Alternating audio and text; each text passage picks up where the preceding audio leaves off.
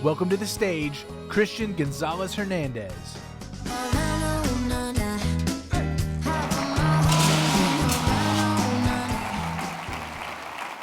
Thank you.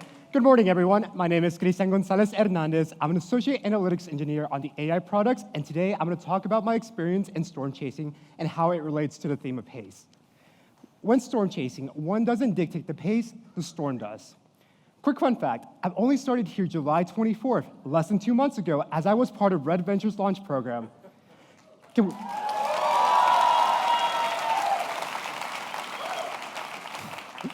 we shout out all the new hires? Give an applause for them.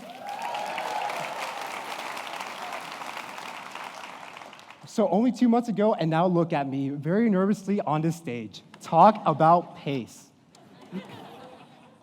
Another fun fact, I studied meteorology at UNC Charlotte and have taken several courses and training on storm chasing. So I'm an expert on this, and you're not. So please, I advise no one here to try this at home.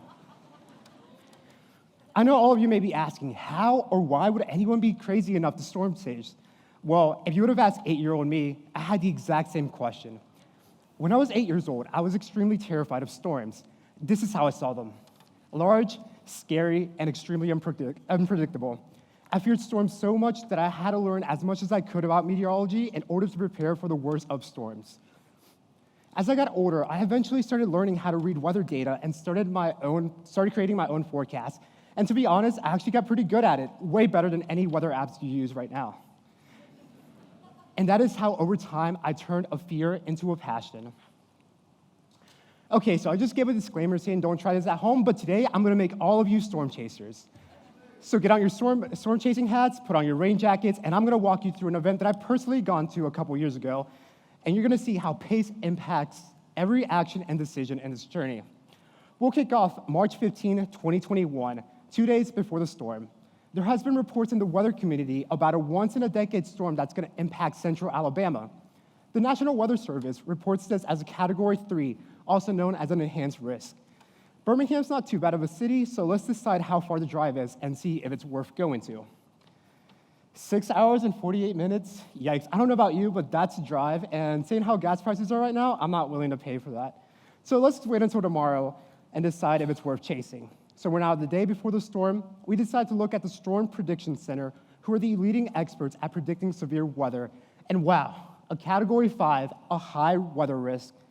For those of you who don't know, this only occurs every few years, meaning that this storm is legit. All right, we need to start getting ready. So we grab gas, we grab our camera, extra battery packs, emergency weather kit, and snacks because we can't chase on an empty stomach. All right, is everyone ready? Because today is the day of the chase. So please, wake up. It is 3 a.m. I know it's super early. I hope you're not regretting this already, but we have to leave now. We hop into the car because today we're beating Atlanta's traffic. So can't forget to take a quick picture to start documenting this crazy adventure. So we hop onto I-85 and start heading south. The chase starts now. As we're driving, our friends in the weather community communicate to us, letting us know that this storm has shifted southeastward. After doing some weather analysis, we adjust our route and decide that we should go to Maplesville, Alabama, which is an hour southeast of Birmingham. We have already driven for hours, so we stop by, grab a quick bite to eat, and start preparing as we head south. We're now approaching 2 p.m. We start seeing these weird cloud formations. Honestly, it's a little terrifying. We see this strong air coming from the south. We lower our windows, look outside, and take a deep breath. Do you smell that? It's the storms approaching.